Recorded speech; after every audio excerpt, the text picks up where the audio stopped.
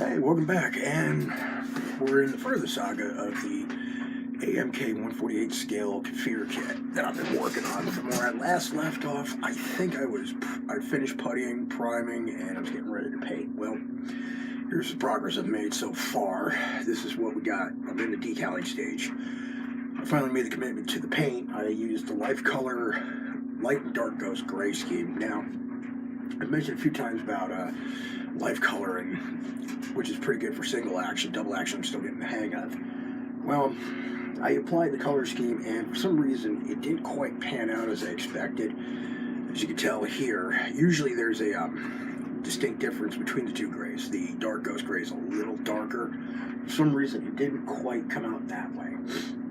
I don't know if it was the labels are wrong. I don't know if I did something wrong, or it's just they didn't do the research quite well in the colors.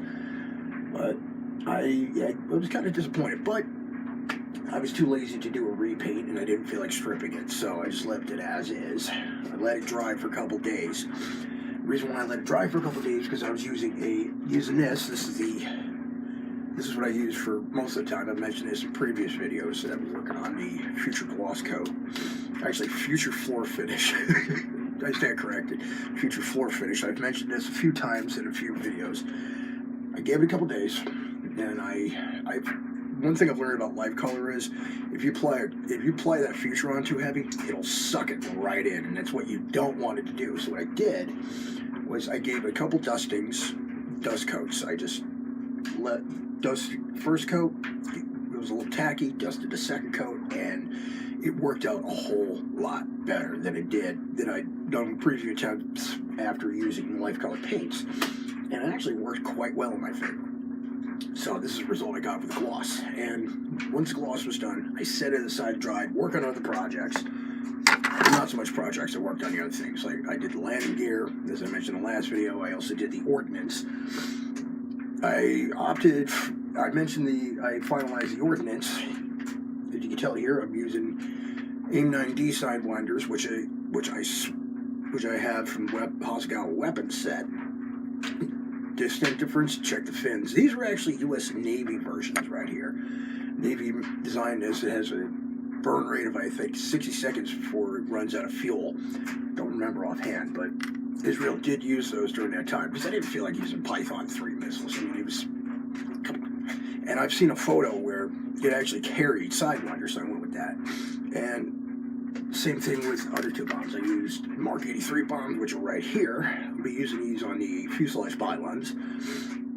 As for the rest of the ordnance, I'm going with the kit supplied in ordnance. Mark 82 slicks here. I painted all the bombs in olive drab. I used Tester's acrylic,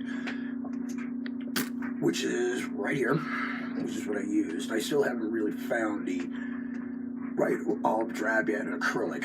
I thought I did, but it's no longer a production poly scale, so I went with the Testers. Did the usual. I actually hand painted the bombs, because with the Testers it's easier to hand paint than it is to airbrush, in my opinion, but it turned out for the better. And of course I did the yellow stripe right there by hand. That was a pain in the butt, but it worked. The paint, which was also Testers acrylic.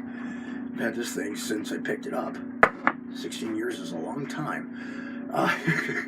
After all said and done, while I was working on everything else, I also did the fuel tanks. I did the, now for the patterns, I did the fun tack method, and which worked out really good. I basically laid the pattern down, sprayed the areas, peeled it off.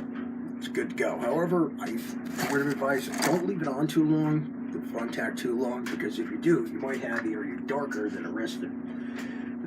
You might be able to see it in the tank here. There's a little dark spots because of the fun tack, so I do recommend as soon as you've done airbrushing, peel it off as soon as possible, as long as the paint's not wet.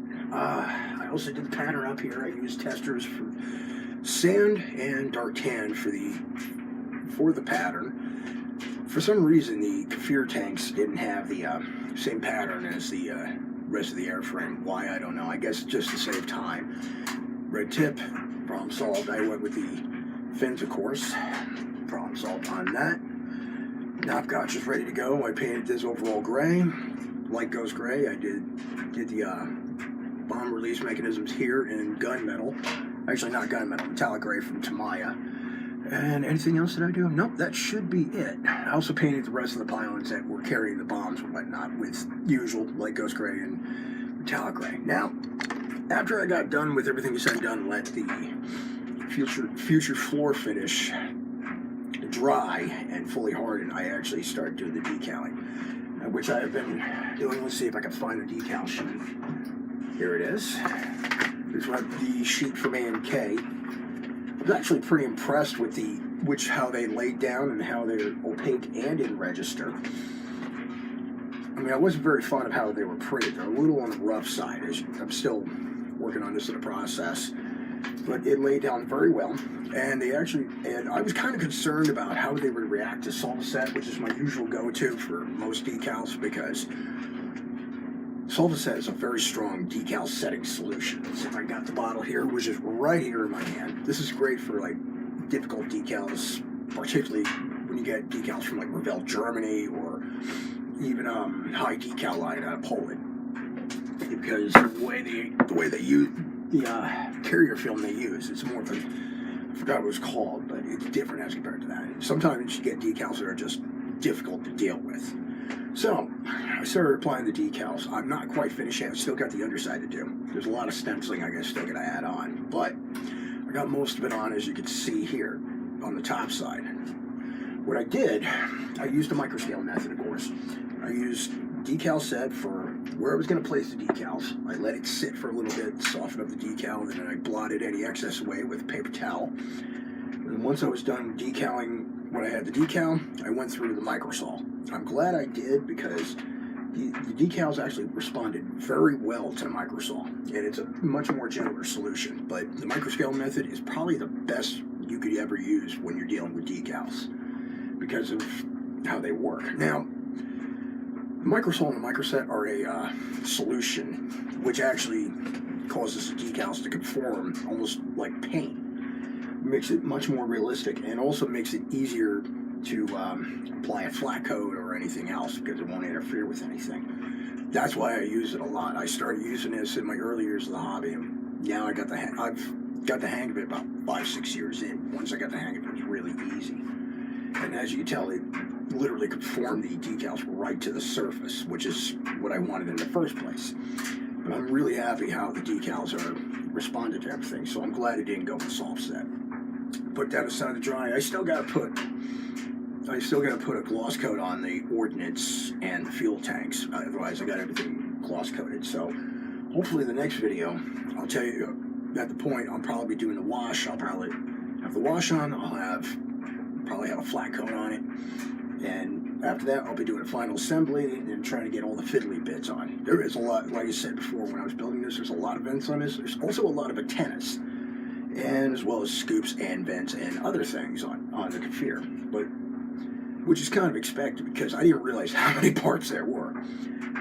Once all said and done, to see the finished result, I'll tell you my opinion on it, and we'll see what happens from there. So this is all I have for now. Take it easy, happy modeling, and I will talk to you again soon on the next update.